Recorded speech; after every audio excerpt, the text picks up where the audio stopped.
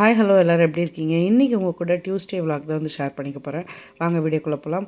காலையில் எழுந்ததுமே இந்த மாதிரி பாடல்கள் வந்து போட்டு விட்டுருவேன். சன் மியூசிக்கில் எனக்கு ரொம்ப பிடிச்ச அந்த ஆப்பிள் பெண்ணை பாட்டு வந்து போட்டிருந்தாங்க. அது கொஞ்சம் நேரம் உட்காந்து கேட்டுகிட்டு இருந்தேன். அதுக்கப்புறம் வந்து பசும்பால் இப்போ வாங்குறேன்னா அது வந்து கொஞ்சம் 2 நாளாக நான் யூஸ் பண்ணாமல் வச்சுருந்தேன். பன்னீர் வந்து பண்ணலாம் அப்படின்ட்டு. அதுக்காக தான் வந்து பார்த்திங்கன்னா பாலை நல்லா காய்ச்சிட்டு லெமனை சேர்த்து பாலை வந்து திரிய விட போகிறேன். நம்ம ஹோம்மேடாக வந்து பண்ணலாம் அப்படின்ட்டு தான் ஃபஸ்ட் டைம் ட்ரை பண்ணுறேன். இதுக்கு முன்னாடி பன்னீர்லாம் அந்தளவுக்கு வந்து சாப்பிட்டதில்ல, பிடிக்காது. அது ஒரு நியூட்ரல் டேஸ்ட்டில் இருக்கிறதுனால அவ்வளோ பிடிக்காது.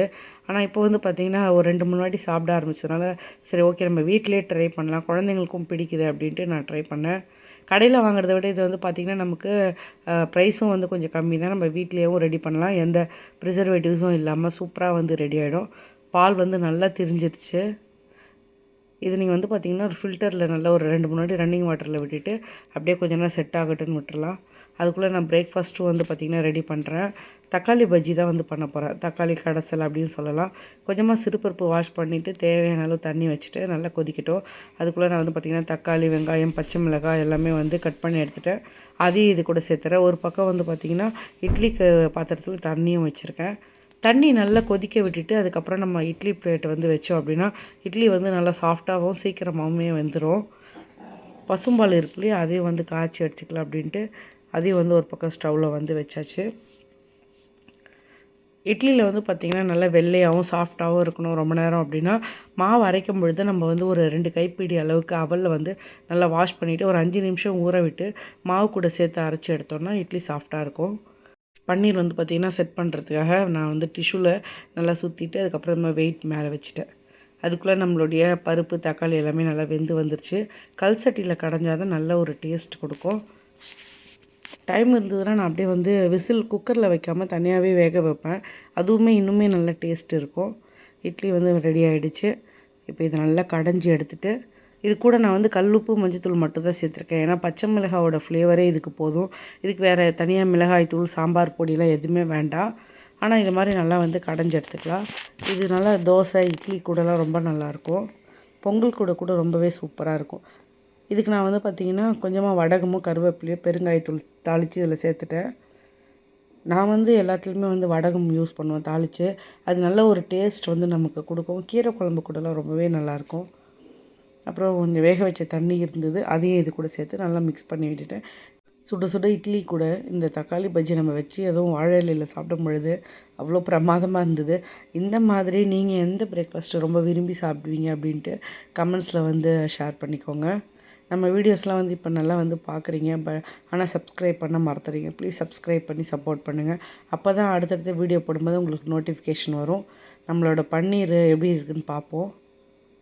நீங்கள் வந்து பார்த்திங்கன்னா ஒரு ஒயிட் மஸ்லின் கிளாத்தில் வச்சாலும் நல்லாயிருக்கும். நான் வந்து அந்த கிளாத் இல்லாதனால ரீயூசபிள் டிஷ்யூவில் தான் வந்து வச்சேன்.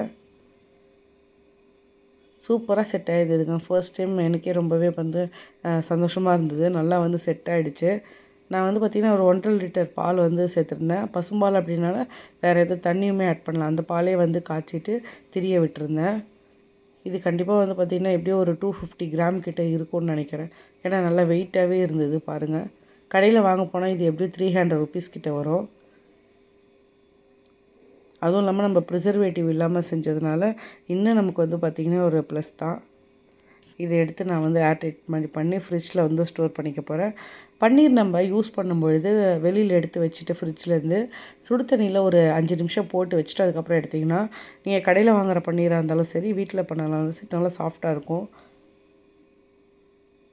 அந்த பசும்பால் வந்து காய்ச்சி வச்சுருந்தேன் இல்லையா, அதுலேருந்து 7 எடுத்து வச்சுக்கிறேன்.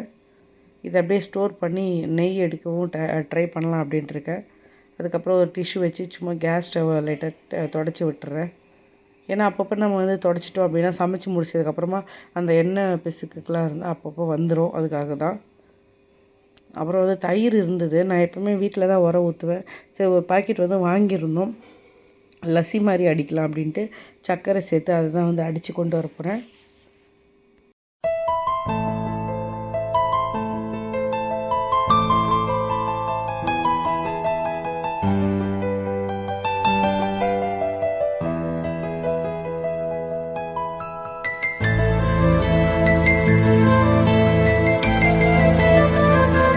லஸ்ஸி குடித்து முடிச்சுட்டு சரி லஞ்ச் ப்ரிப்ரேஷன் வந்து ஸ்டார்ட் பண்ணலாம் அப்படின்ட்டு இன்றைக்கி தேங்காய் பால் சாதமும் காலிஃப்ளவர் பச்சை பட்டாணி போட்டு ஒரு குருமா மாதிரி பண்ணலாம் அப்படின்ட்டுருக்கேன்.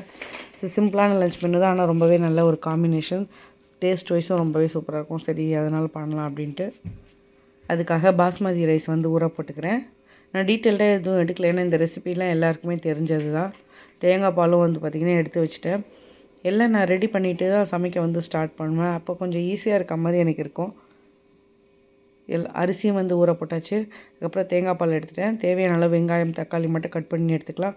ஏன்னா காலிஃப்ளவரில் ஆல்ரெடி நான் வந்து பார்த்திங்கன்னா க்ளீன் பண்ணி தான் ஃப்ரிட்ஜில் வச்சுட்டேன்.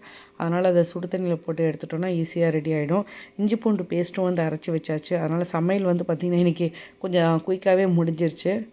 சாதமும் நல்லா விசில் விட்டுட்டேன். அதுக்கப்புறம் வந்து குருமா பார்த்திங்கன்னா சூப்பராக ரெடியாக இருந்தது. இது இடியாப்பம் ஆப்பம் பூரி சப்பாத்தி கூடலாம் ரொம்ப நல்லாயிருக்கும். அன்றைக்கி ரொம்ப டேஸ்ட் வைஸ் சூப்பராக வந்துருந்தது. இந்த 2 ரெசிப்பியில் ஏதாவது வேணும்னா கமெண்ட்ஸில் வந்து கேளுங்க. நான் நெக்ஸ்ட் வீடியோவை வந்து ஷேர் பண்ணுறேன். சாதம் எப்படி வந்திருக்குன்னு பார்க்கலாம். நான் தேங்காய் பால் மட்டும் தான் ஆட் பண்ணேன். இன்றைக்கி தண்ணி வந்து ஆட் பண்ணல. தேங்காய் பால்லேயே வந்து பார்த்திங்கன்னா வேக வெந்து வந்ததுனால டேஸ்ட்டு ரொம்ப நல்லாயிருக்கும். 1 டம்ளர் அரிசிக்கு 1.5 டம்ளர் தேங்காய் பால் வந்து நான் ஆட் பண்ணியிருக்கேன். தேங்காய் பால்லே இந்த அரிசி வெந்து வந்ததுனால அதோடய ஃப்ளேவர் வந்து ரொம்ப சூப்பராக இருந்தது. இது கூட நீங்கள் வேணும்னா பன்னீர் மஷ்ரூம் அது மாதிரி கூட ஆட் பண்ணிக்கலாம். நான் வந்து ஒரே ஒரு தக்காளி ஆட் பண்ணேன். அதுவும் ஒரு நல்ல ஃப்ளேவர் கொடுக்கும். வாழை இலையில் வந்து பார்த்திங்கன்னா சூடாக நம்ம சாதத்தை வச்சு அந்த குருமாவை வச்சு சாப்பிட்டோம் அப்படின்னா அதுவுமே ரொம்ப நல்லாயிருக்கும். ஏன்னா நம்ம இலையில வந்து எதுவுமே சூடாக சாப்பிடும் பொழுது அது ரொம்ப டேஸ்ட்டு இன்னும் நமக்கு வந்து பார்த்திங்கன்னா கூடுதலாக தான் இருக்கும். எனக்கு ரொம்பவே தட்டில் சாப்பிட்றத விட இலையில சாப்பிட தான் ரொம்ப பிடிக்கும்.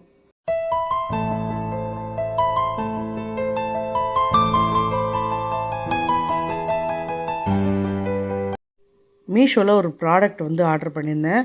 வால் கிளைம்பிங் ஃபிக்ஸிங் கிளிப்ஸ் இது பேர். இது வந்து பார்த்திங்கன்னா நமக்கு ரொம்ப வந்து யூஸ்ஃபுல்லாக இருக்குங்க.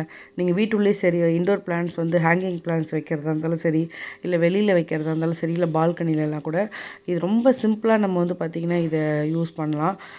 பின்னாடி வந்து டேப் மாதிரி இருக்குல்லையே அதை ரிமூவ் பண்ணிவிட்டு அப்படியே நீங்கள் வந்து வாலில் வந்து பேஸ்ட் பண்ண வேண்டியது தான். அது மட்டும் இல்லாமல் இதை லாக் பண்ணி விட்டுட்டிங்க அப்படின்னா ரொம்ப ஈஸியாகவே ஃபிக்ஸ் ஆகிடும். இப்போ பாருங்கள் நான் எப்படி பண்ணியிருக்கேன் அப்படின்ட்டு. நம்ம செடியை விட்டுட்டு லாக் பண்ணிட்டோம் அப்படின்னா அழகாக உள்ளேயே வந்து செட் ஆகிடுது. ரொம்ப பார்க்க அழகாக இருக்குங்க. இந்த ப்ராடக்டோட கோடு வேணும்னா கமெண்ட்ஸில் வந்து கேளுங்க. நம்ம வீடியோ உங்களுக்கு பிடிச்சிருந்தது அப்படின்னா ப்ளீஸ் சப்ஸ்கிரைப் பண்ணி சப்போர்ட் பண்ணுங்கள். நெக்ஸ்ட் வீடியோவில் பார்க்கலாம். பாய்.